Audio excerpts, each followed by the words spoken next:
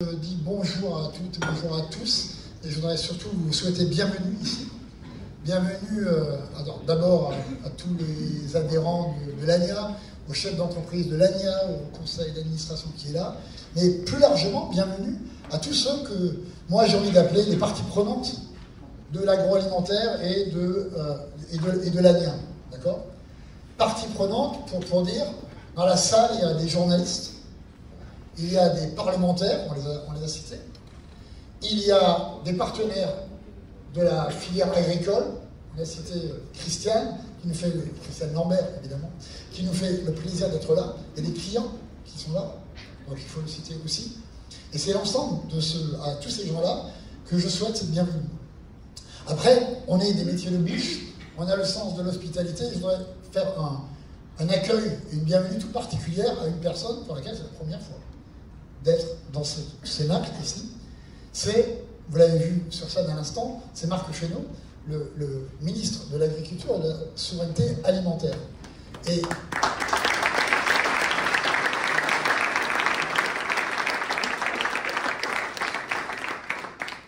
monsieur le ministre, donc, je crois que je vais largement m'adresser à vous dans les prochaines minutes.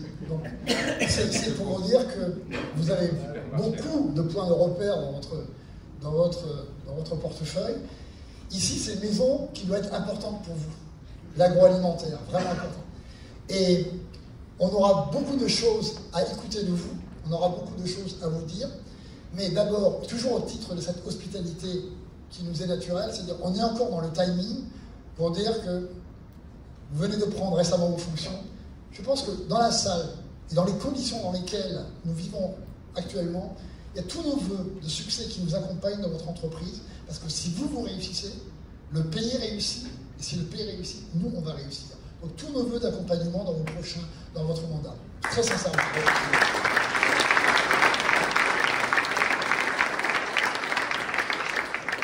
Moi, ça fait exactement 1 an avec la nouvelle équipe que nous sommes en place, et je voudrais juste vous faire part de quelque chose qui relève encore du rapport d'étonnement. Dans les différentes interventions que nous pouvons faire sur les plateaux télé, les radios, j'affirme, et je suis fier de dire, oui, l'agroalimentaire, c'est la première industrie de France. Non, monsieur André, vous devez vous tromper, c'est pas possible, c'est l'armement, c'est l'aéronautique. Non, non, non, je vous assure, madame la journaliste, cabinet ministériel, je ne citerai pas, non, non, je vous assure que c'est bien ça. Alors, c'est vrai, avec les 200 milliards de chiffre d'affaires, avec les quelques 435 000 salariés qui travaillent pour nos entreprises, oui, on est la première industrie de ce pays. Alors, je l'ai dit l'autre jour dans votre bureau, j'imagine que si on rassemblait le top de l'aéronautique, on pourrait tenir à 10 dans une salle. Si on veut réunir l'agroalimentaire, il faut louer Bercy, Villepinte, etc. Alors, c'est la force d'être très nombreux. Des fois, c'est une faiblesse d'être atomisé de la sorte. Mais au-delà des chiffres, ce qui est très important, c'est aussi de dire qu'on n'est pas que des chiffres. On fait partie de quelque chose que beaucoup nous envient, et notamment à l'étranger. Parce qu'on est à la fois alimentation et on est plaisir. Et l'ANIA, aujourd'hui, pour vous donner un ordre d'idée, c'est quand même une trentaine de syndicats, beaucoup de syndicats associés, des organisations régionales, on appelle des ARIA, et donc, l'ARIA, l'ANIA, c'est de commencer par, il y a des gens qui vont faire de la restauration collective, il y a des gens qui vont faire de la distribution automatique, il y a même des gens qui s'occupent de plastique souple. Et puis en amont, c'est des gens qui vont faire de la meunerie, qui vont faire de la levure, qui vont faire de l'amidon, les gens oublient, qui vont faire du sel, que je citais tout à l'heure.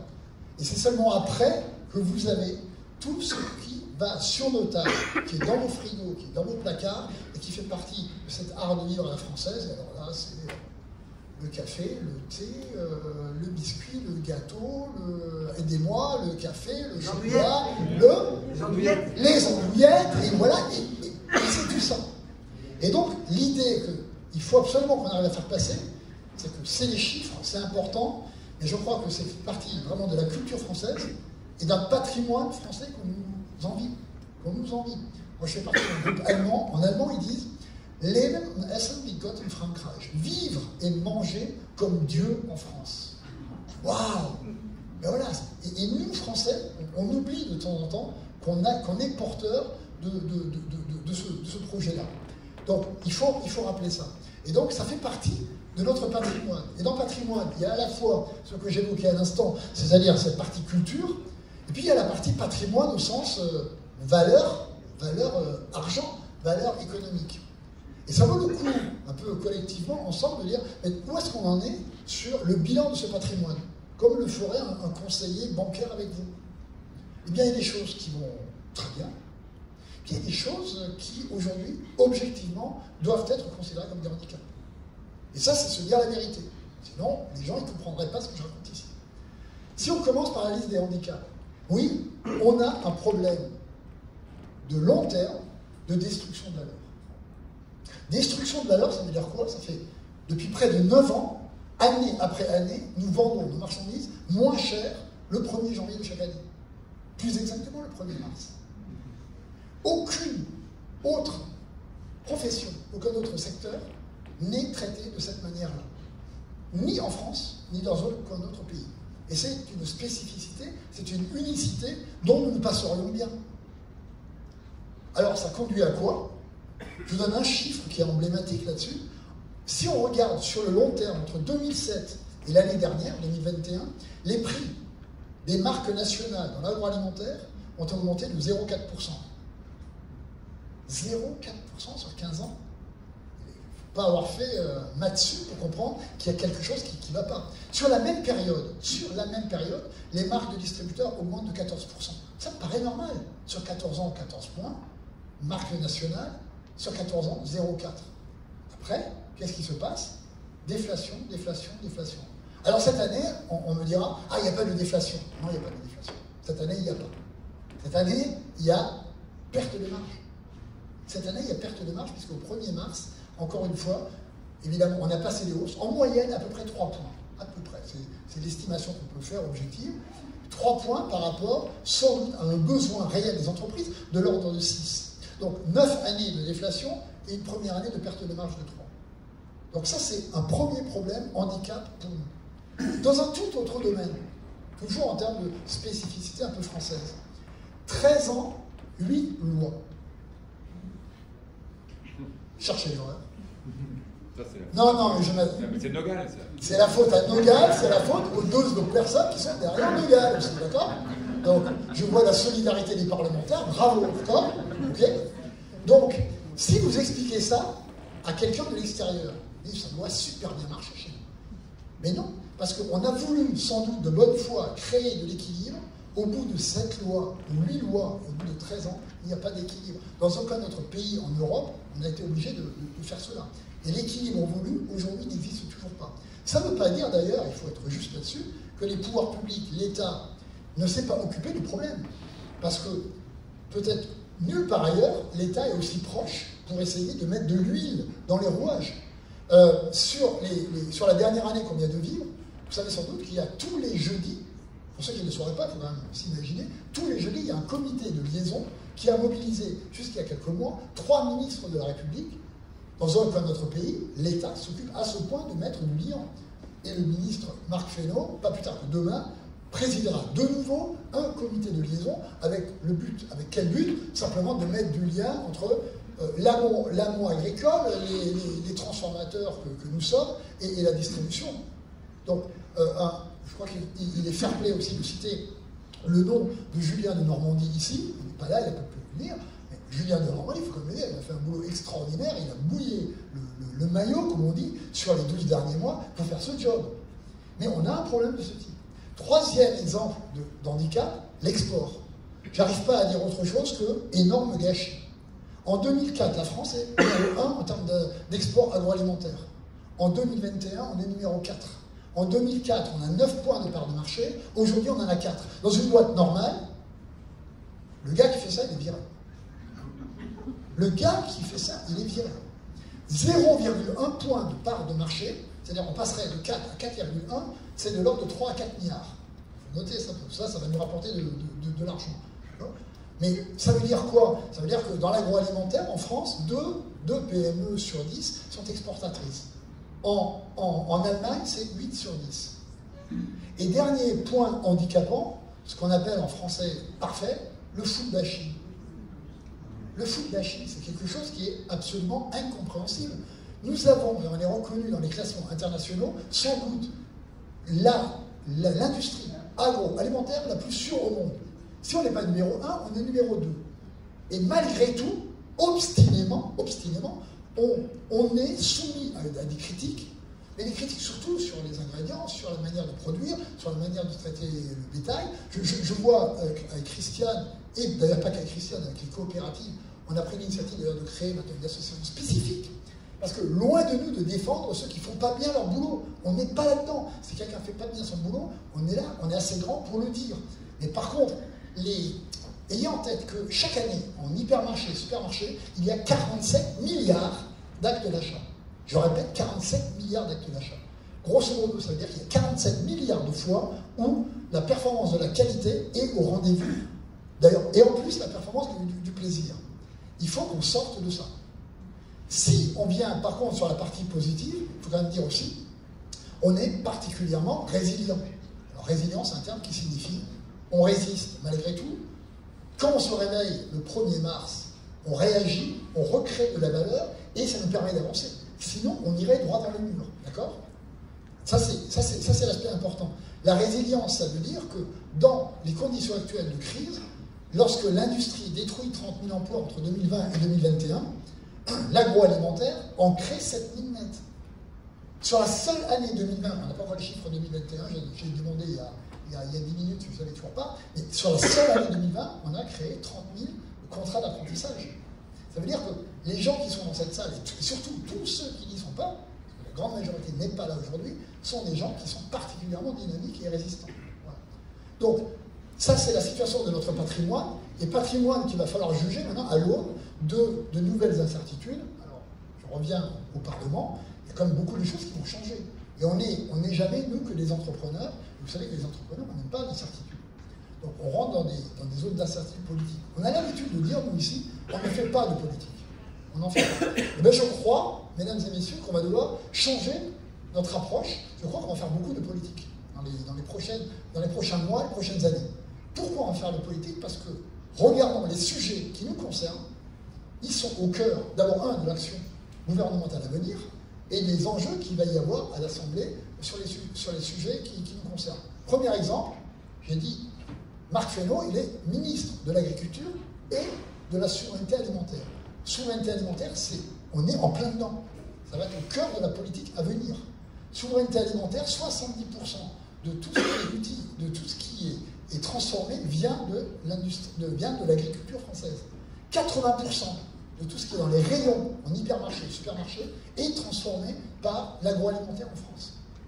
Et nous, on a pris les engagements sur France 2030 au titre de cette souveraineté alimentaire que j'évoquais, et on a dit, si effectivement on a perdu des parts de marché, il n'est pas trop tard, et au titre de il n'est pas trop tard, on peut encore être demain des vrais champions mondiaux sur les ferments, sur l'alimentation protéinée. Deuxième sujet, on va faire beaucoup de politique, c'est la souveraineté industrielle.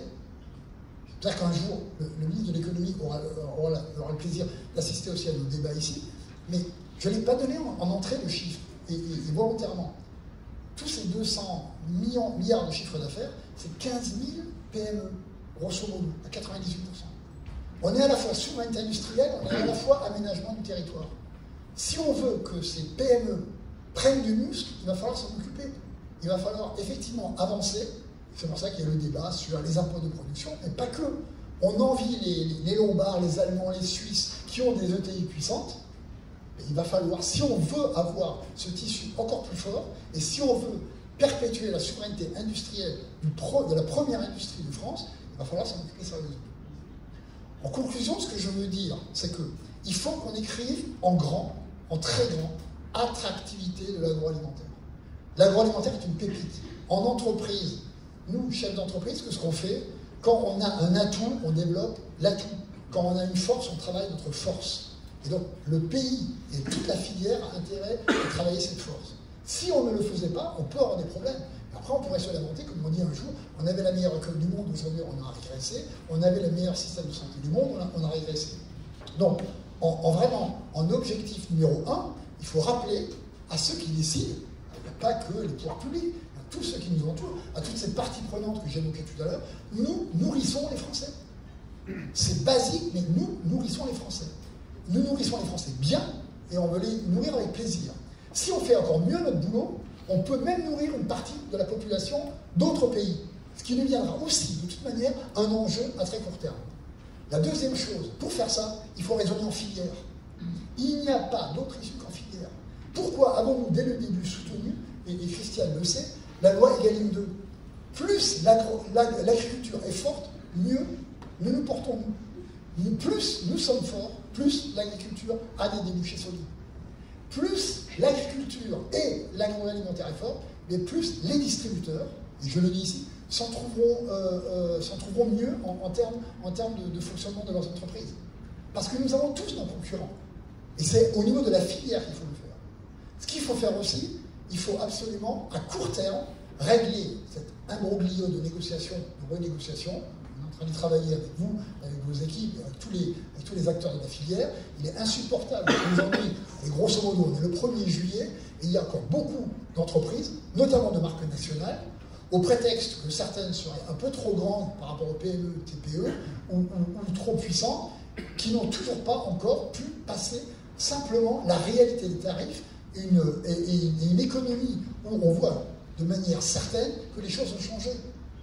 Donc ça, c'est insupportable. Et la deuxième chose qu'il va falloir voir, c'est, pour revenir à mon point sur le juridisme français, là où il n'y a pas d'équilibre, on ne demande pas une Xème loi, parce qu'on a assez crié là, sur les 7-8 premières lois, mais il y a sans doute un certain nombre de correctifs, juste de bon sens, à mettre dans nos pratiques, de manière à ce qu'on instaure de l'équilibre là où l'équilibre n'existe pas. Et il n'y a aucune raison que l'agroalimentaire soit le parent pauvre, l'économie ou le secteur pris en étau ou pris en otage entre nous et la distribution. Troisième chose, il faut dès maintenant dire que la transition écologique que réclament les consommateurs, que réclament les organisations, les ONG, que réclament nos clients, que nous-mêmes réclamons pour avoir des entreprises mieux gérées, cette transition aura un coût. Il faut le dire maintenant. Et donc il faut d'ores et déjà se préparer à assumer que dans les prochaines années, oui, il y aura une inflation de coûts, mais ce seront des bons coûts, parce que ça ira dans le sens de l'amélioration collective et du bien-être et du mieux manger de l'ensemble des personnes. Dernière chose, nous avons droit à une image saine, respectée, et à des produits qui ont une visibilité qui est permise. On commence à entendre des choses, il faut moins montrer nos produits, etc. Non, il n'y a pas de nom. Les produits sont corrects, nous sommes responsables, et au nom de ça, il faut que la communication sur nos produits soit bien faite. Si on fait tout ça, si l'ANIA fait tout ça, avec ses partenaires, en travaillant intelligemment en filière, avec les coopératives agricoles, avec nos clients distributeurs, avec l'amont, avec nos agriculteurs, on va prendre notre destin en main et on va changer les choses. Moi, j'ai toujours l'habitude, certains en sourieront, j'ai toujours l'habitude de citer la deuxième partie d'un vers de René Char qui dit « À nous regarder, ils s'habitueront ». Oui, à nous regarder, ils s'habitueront. Cette ANIA, on doit avoir peu d'objectifs, on doit s'y tenir, on doit être combatif là-dessus, on ne doit rien lâcher, et après, on y arrivera. Et juste pour terminer sur une note un peu très consensuelle et républicaine, on va dire « Vive l'industrie agroalimentaire française ». Voilà, à vous.